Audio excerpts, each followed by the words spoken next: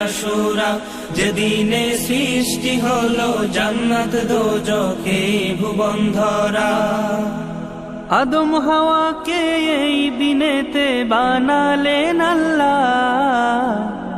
জানো কি মুহররমের 10ম তারিখ ইয়াউমে আশুরা, যেদিনে সৃষ্টি হলো জান্নাত দোজখে ভুবন ধরা।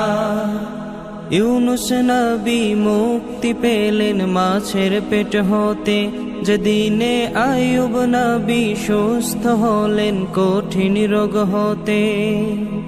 ইউনুস নবী মুক্তি পেলেন মাছের পেট হতে, যেদিনে আইয়ুব নবী সুস্থ হলেন কঠিন রোগ হতে।